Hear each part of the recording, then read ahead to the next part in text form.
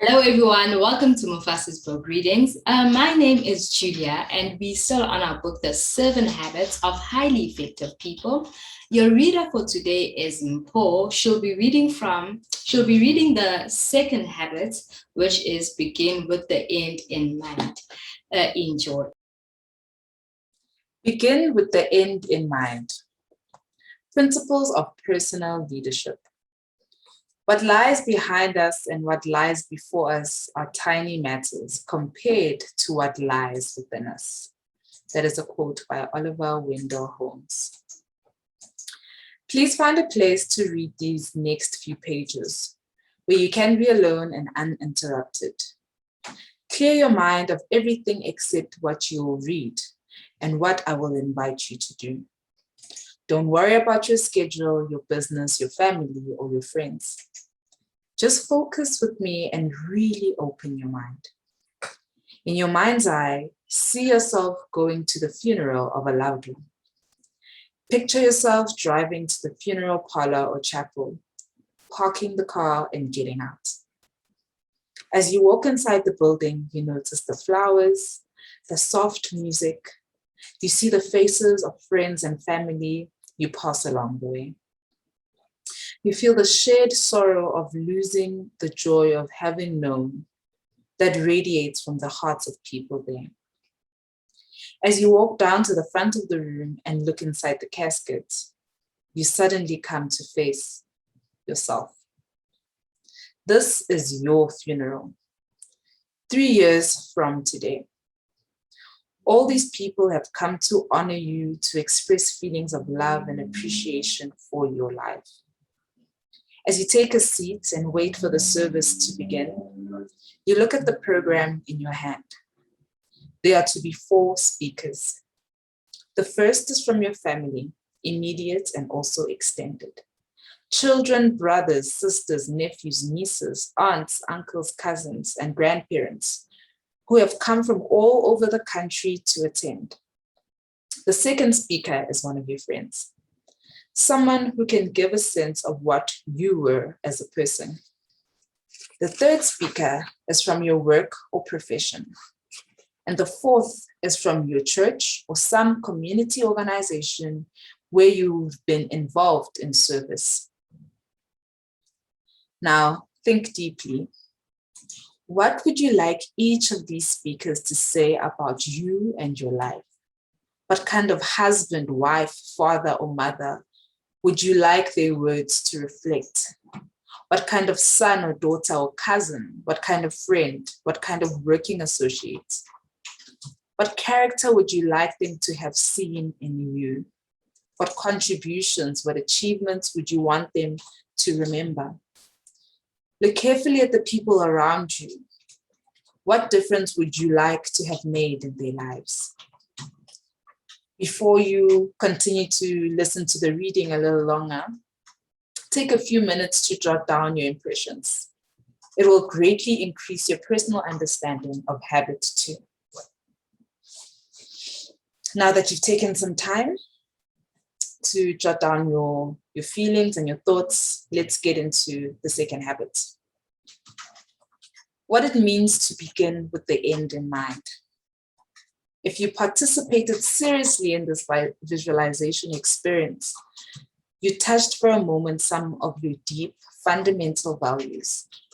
You established brief contact with that inner guidance system at the heart of your circle of influence. Consider the words of Joseph Addison. When I look upon the tombs of the great, every emotion of envy dies in me. Every inordinate desire goes out. When I meet with the grief of parents upon a tombstone, my heart melts with compassion. When I see the tomb of the parents themselves, I consider the vanity of grieving for those whom we must quickly follow. When I see kings lying by those who disposed them, when I consider rival wits placed side by side with the holy men that divided the world with their contests and disputes, I reflect with sorrow and astonishment on the little competitions, factions, and debates of mankind.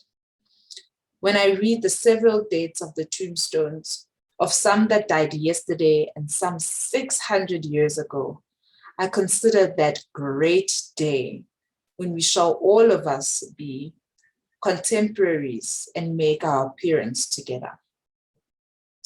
Although habit 2 applies to many different circumstances and levels of life, the most fundamental application of begin with the end in mind is to begin today with the image, picture, or paradigm of the end of your life as your frame of reference, or the criterion by which everything else is examined.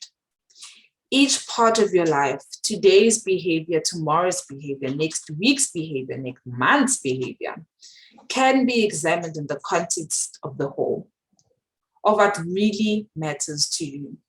By keeping that end clearly in mind, you can make certain that whatever you do on any particular day does not violate the criteria you have defined as supremely important, and that each day of your life contributes in a meaningful way to the vision you have of your life as a whole. To begin with the end in mind means to start with a clear understanding of your destination. It means to know where you're going so that you better understand where you are now, and so that the steps you take are always in the right direction. It's incredibly easy to get caught up in an activity trap, in the busyness of life, to work harder and harder at climbing at the ladder of success, only to discover it's leaning against the wrong wall. It is possible to be busy, very busy, without being very effective. People often find themselves achieving victories that are empty, successes that have come up at the expense of things they suddenly realize were far more valuable to them. People from every walk of life, doctors, academicians, actors, politicians, business professionals, athletes, and plumbers often struggle to achieve a higher income, more recognition of a certain degree of professional competence, only to find that their drive to achieve their goal blinded them to the things that really mattered most and are now gone. How different our lives are when we really know what is deeply important to us, and keeping that picture in mind. We manage ourselves each day to be and to do what really matters most. If the ladder is not leaning against the right wall, every step we take just gets us to the wrong place faster. We may be very busy, we may be very efficient, but we will always be truly effective only when we begin with the end in mind. If you carefully consider what you wanted to be said of you in the funeral experience, you will find a definition of success. It may be very different from the definition you thought you had in mind. Perhaps fame, achievement, money, or some of the other things we strive for are not even part of the right wall. When you begin with the end in mind, you gain a different perspective.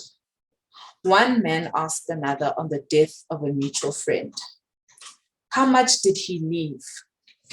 His friend responded, "He left it all." And that is where I will conclude today's reading. Thank you so much. Thank you so much, for today's reading. I think what I really took out of today's reading is the fact that it's really important for one to identify ways that they want to go. And that would make it simpler for one to actually know that I'm heading on this direction. And yeah, being present in the journey as well is really important. Thank you so much for watching today's video. I have one announcement, and then that announcement is that there will be different readers reading from the book. I hope you guys enjoy the diversity. Thank you so much for tuning in. Bye.